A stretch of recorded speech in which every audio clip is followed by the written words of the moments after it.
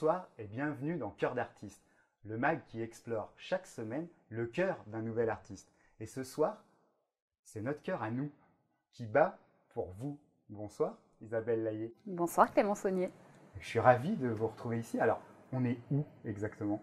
Alors vous êtes ici au Théâtre du Gymnase et plus particulièrement au cœur de mon Love Cabaret. Voilà. Si ça nous parle, nous, pour les cœurs d'artistes. Alors, le Love Cabaret, c'est l'histoire et l'aventure de Lisa. Voilà. C'est Lisa qui part à la conquête de ses rêves. Et puis, elle se prend des portes, des murs, des claques. Et puis, elle tente des choses, elle s'adapte aux situations, elle essaye des choses qui ne sont pas toujours les meilleures. Et puis, finalement, elle finit par trouver son chemin, qui est en fait le chemin qu'on cherche tous au fond. C'est notre chemin personnel. Et voilà, c'est une aventure de vie dans laquelle beaucoup de gens se retrouvent finalement, l'aventure de Lisa. Quand on vient voir le Love Cabaret, exactement, il y a de grands moments de complicité entre vous et le public. Et c'est ça qui est tout à fait délicieux, je dois l'avouer. Et c'est ce que j'adore. Moi, j'adore aller chercher, échanger, partager, titiller, provoquer. C'est toujours dans la bienveillance. Susurrer, voilà. C'est toujours dans la bienveillance.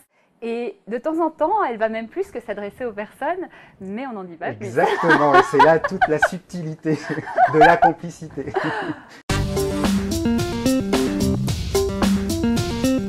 À quoi rêvait Lisa à 10 ans, au fin fond de sa Belgique natale? Elle rêvait à une grande vie. C'est-à-dire que je vivais en Belgique, je voyais la télé française, je voyais des tas de choses, mais comme toutes les petites filles, en fait, on aspire à de grandes choses. Je ne savais pas encore que j'irais du côté artistique, mais très étonnamment, petite déjà, j'embarquais mes cousins et je montais des spectacles et je leur faisais faire des sketchs, des scènes, mais vraiment c'est incroyable quand j'y repense. Et après, on mettait des chaises et puis on appelait les oncles, les tantes, la famille qui à la fin n'en pouvait plus, mais c'est pas grave. Voilà, je montais ça, c'était incroyable. Et finalement, on se dit que petit, c'est intéressant d'aller chercher petit ce qu'on faisait. Moi, je chantais, je dansais, je prenais une brosse dans la glace, je cassais les pots de fleurs de ma mère parce que j'étais tout le temps partout. La première rencontre humaine. Une première rencontre humaine. Il va y avoir des jaloux, j'imagine. Mais... J'en ai vraiment eu de très belles. Mais je vais vous parler d'une rencontre qui me touche aujourd'hui très fort. Elle a eu lieu il y a 10 ans. D'accord. Et c'est quelqu'un qu'on appelle Christopher Ten, c'est son nom d'artiste. Et on s'est rencontrés, je suis arrivée à Paris avec rien. D'accord. C'est-à-dire que j'ai construit plein de choses en Belgique.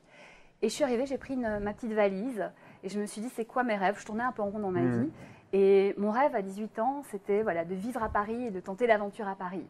Et donc, je me suis dit, OK, c'est maintenant. Et c'est une des premières personnes que j'ai rencontrées, qui est aujourd'hui, ça fait plus de 10 ans, ça fait même 11 ans, un ami, mais d'une puissance énorme, et qui m'a rejoint, c'est ça qui est énorme, dans l'aventure du Love Cabaret, qui m'accompagne depuis le début à m'aider sur la technique. C'est lui qui a fait la photo de l'affiche, il me donne des petits conseils, il essaye de m'aider partout où il peut m'aider.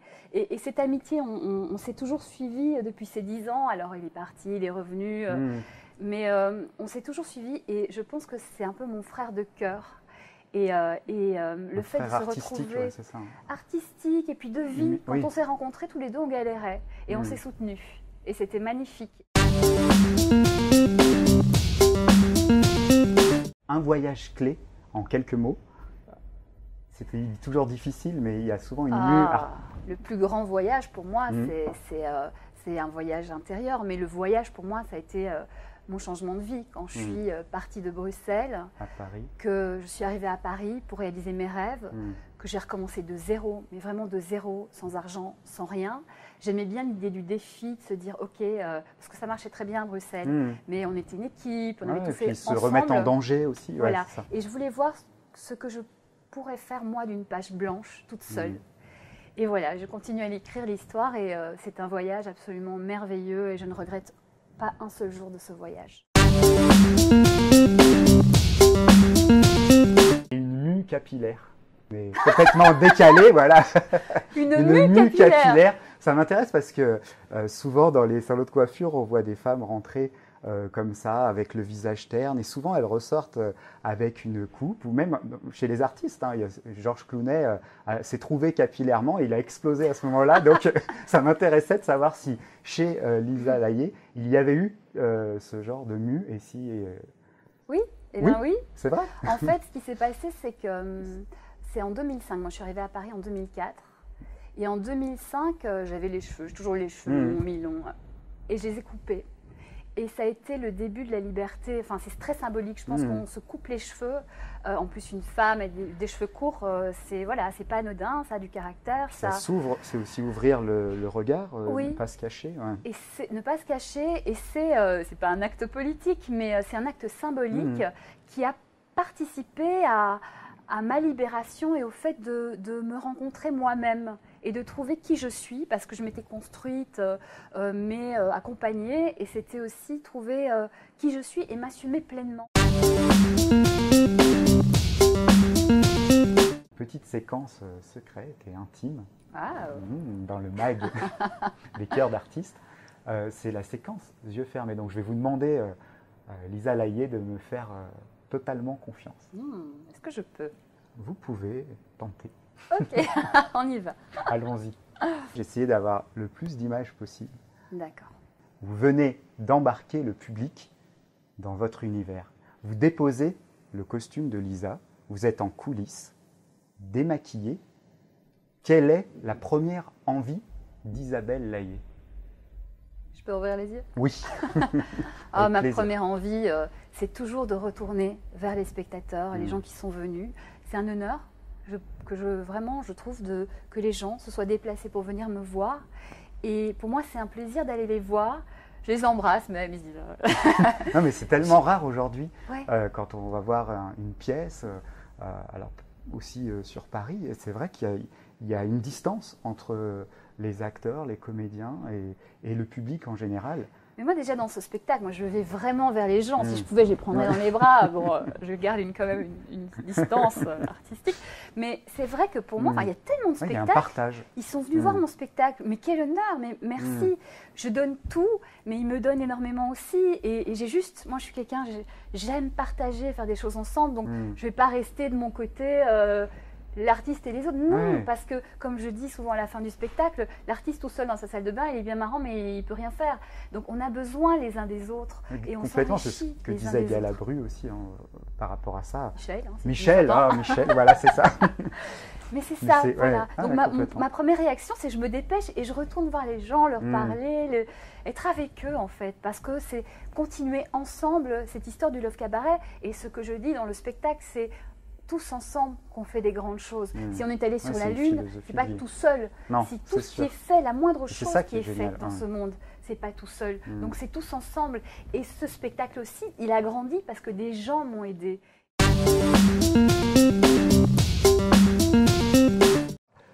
Maintenant, effectivement, il y a une question interdite aussi qui arrive. J'aime bien ça. Une question interdite. Alors attendez de savoir ce que c'est. Même pas peur. La question que vous n'aimeriez absolument pas que je vous pose aujourd'hui. Mais moi, j'aime bien les questions. Donc, en fait, parce que même les questions les plus particulières, pour moi, sont intéressantes parce que ça permet de se découvrir et de se tester et de se challenger. D'accord. Donc, faut que je donne une réponse parce que... Et non. À vrai dire, ce qui m'intéressait dans cette question, c'était vraiment votre réponse. Alors maintenant, il y a un moment savoureux que j'ai envie de partager avec vous, Lisa Laillé. C'est un petit clin d'œil. Je vous laisse le découvrir. C'est plein d'étoiles déjà, j'adore les étoiles. C'est vrai? C'est rouge, comme l'univers de mon Love Cabaret. Exactement. Donc, rouge. Je vois que vous êtes observatrice. Une bougie. Et oui, parce que vous avez déclaré être une psychopathe de la bougie et de la flamme. Alors, oui, la flamme, ça veut tout dire. J'adore les bougies. Alors, pour plusieurs raisons. Alors, la bougie, l'anecdote de la bougie, c'est qu'en fait, pour moi, le Love Cabaret, c'est un univers donc intimiste. Il y a des petites tables, des petites bougies. Ça participe à ce côté chaleureux, magique.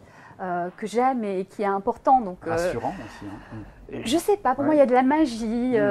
Et puis du coup, chaque fois que j'arrive et qu'on met la mise en place, je fais mes bougies.